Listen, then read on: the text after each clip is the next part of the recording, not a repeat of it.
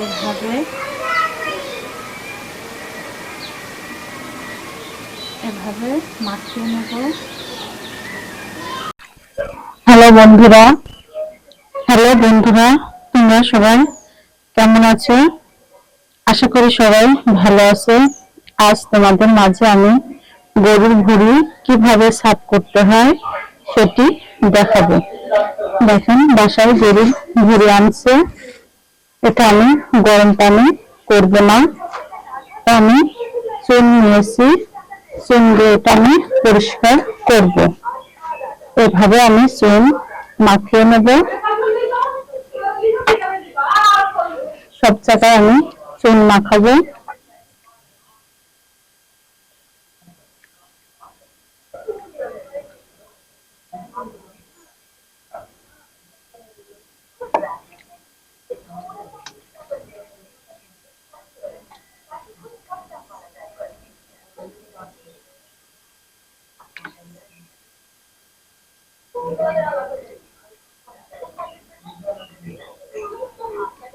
এভাবে আমি চুন মাখিয়ে 10 থেকে 15 মিনিট রেখে দেব। এভাবে এক এক করে আমি সবগুলো চুন মাখিয়ে রেখে দেব। দেখো, আমি সবগুলো চুন মাখিয়ে রেখেছি। এবার আমি নালটা পরিষ্কার করব, কেমন করে দেখাবো।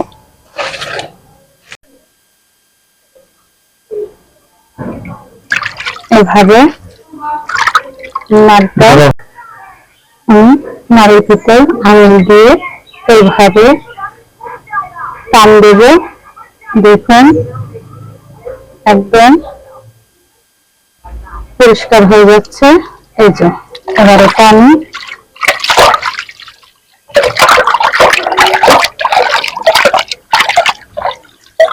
এই যে দেখুন করে নিয়েছি নাড়িটা পুরোপুরি। এভাবে আমি সবগুলো করে নিব। একটি চামচ নিয়ে এভাবে দেখেন হাঁচড় দিলে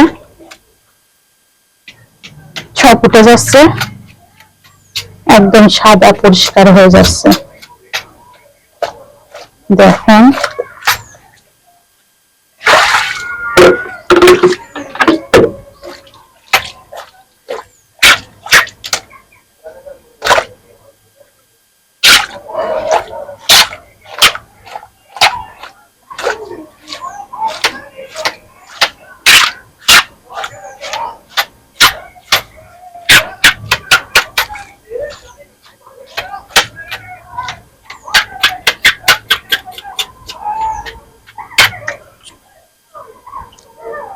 এভাবে আমি এক এক করে সবগুলো পরিষ্কার করে নেব। দেখুন কত সুন্দর পরিষ্কার হয়ে গেছে। গরম পানি বাদে চুন দিয়ে একদম পরিষ্কার, একদম সুন্দরভাবে পরিষ্কার হয়ে গেছে।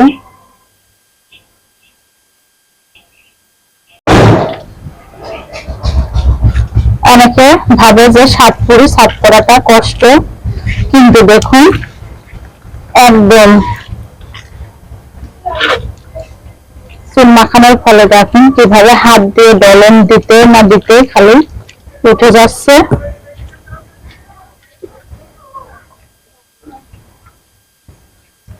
দেখুন,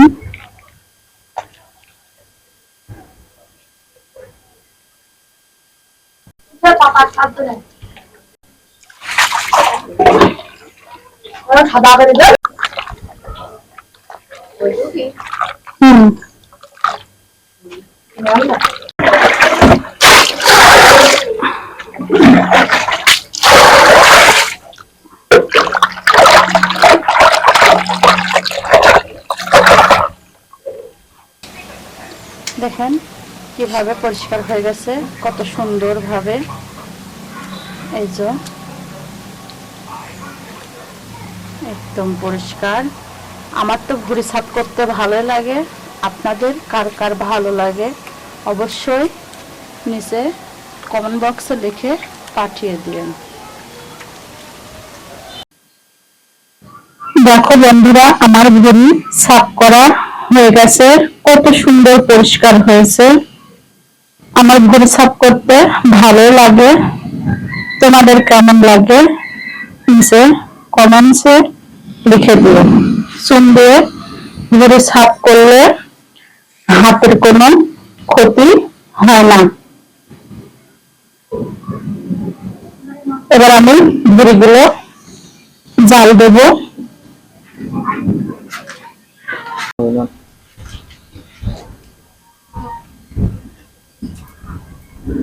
চুলা আমি ধরিয়ে দিয়েছি। এবার আমি ভুঁড়িটা চাপিয়ে দেব।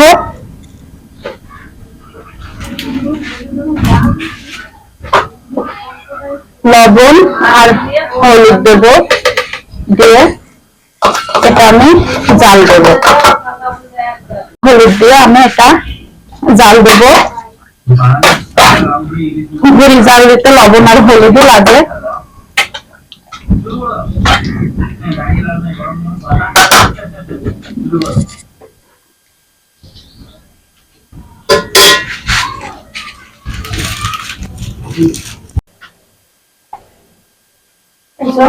আমার ভুঁড়ি কোটা শেষ।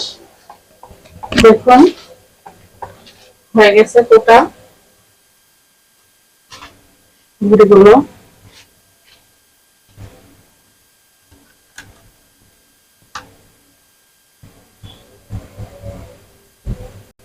এই যে দেখুন আমার ভুঁড়িগুলো কোটা হয়ে গেছে শেষ। ভুঁড়িগুলো কোটা। এখন ভুঁড়ি রান্না করব। ভুঁড়ি রান্না করতে জিরি, আদা বাটা, রসুন বাটা, পেঁয়াজ বাটা, পেঁয়াজ কুচি, গরম মশলা, ডাল, গোলমরিচ, লবঙ্গ, এলাচ, তেজপাতা।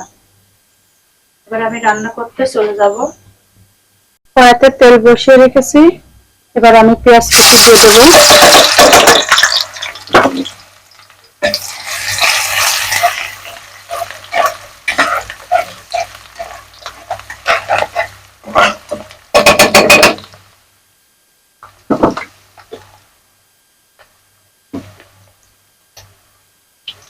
এবার আমি এক এক করে সব মশলা দিয়ে দেবো।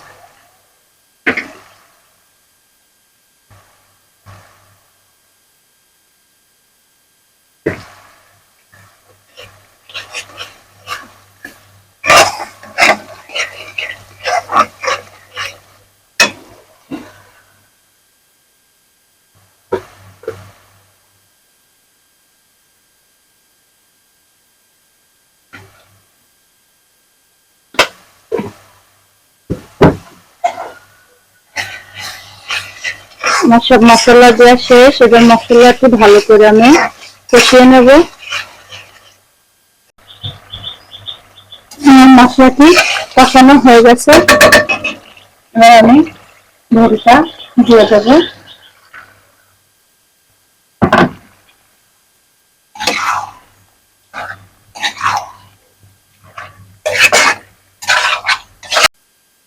এবার কয়টা কাঁচামরিচ দিয়ে আমি এবার ঢেকে দেব।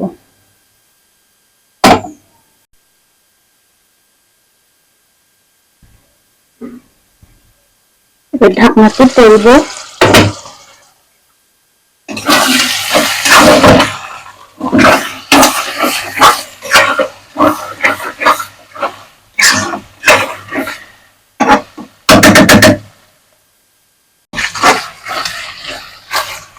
এভাবে কিছুক্ষণ নাড়ার পরে দেখুন আমার ভুঁড়িটি হয়ে গেছে।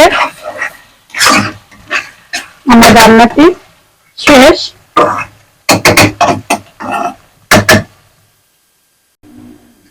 আসসালামু আলাইকুম বন্ধুরা, আমাকে ডাকলো একটা জিনিস ভিডিও করার জন্য।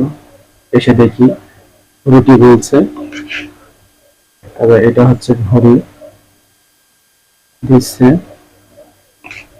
দেখি কি তৈরি করে রেসিপিটা। রুটির উপরে ঘড়ি দিচ্ছে,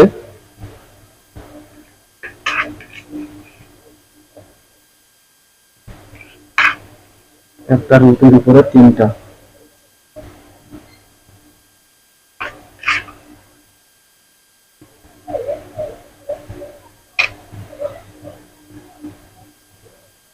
এবারে একটা রুটি ওর উপরে দিয়ে দেব।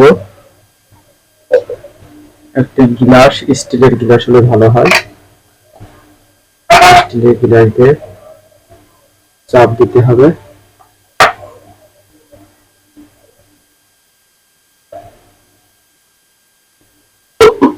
এটা সম্ভবত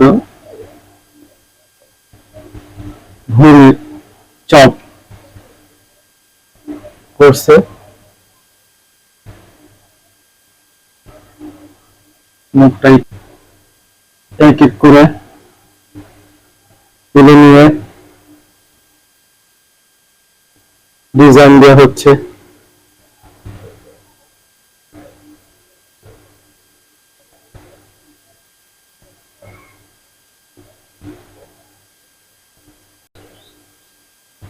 এক এক করে এভাবে সবগুলো ডিজাইন করে নেবেন।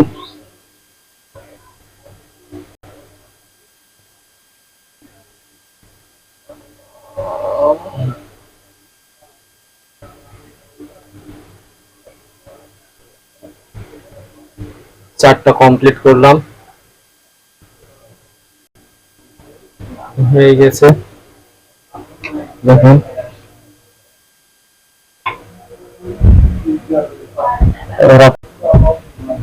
এবার দেখি কি করে, আপনারা দেখতে থাকুন।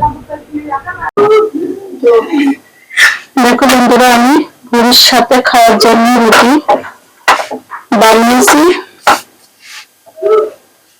রুটিগুলো সেঁকে নেব।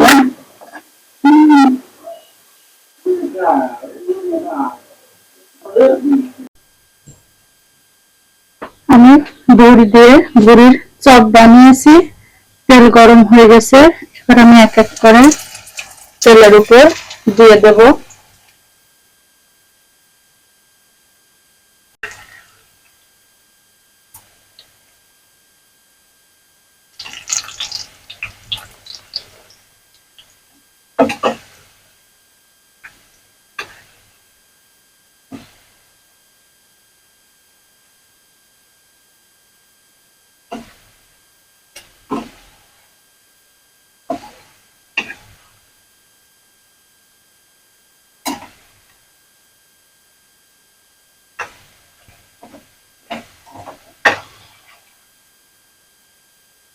দেখতে কিন্তু একদম পুরীর মতন লাগছে।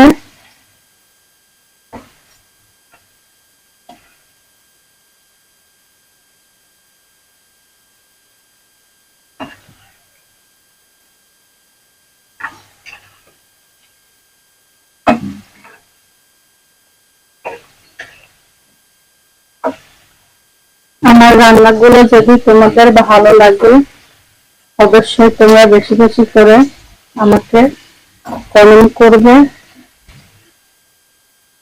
এগুলো ভাজি হয়ে গেছে, এবার এগুলো তুলে নেব।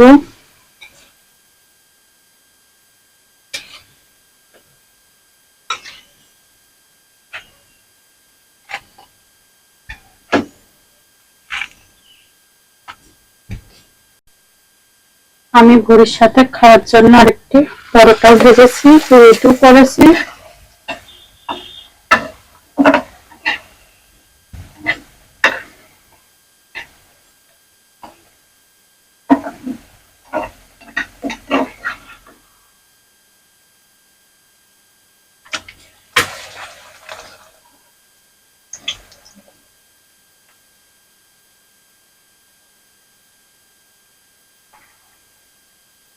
পটল ভাজি হচ্ছে।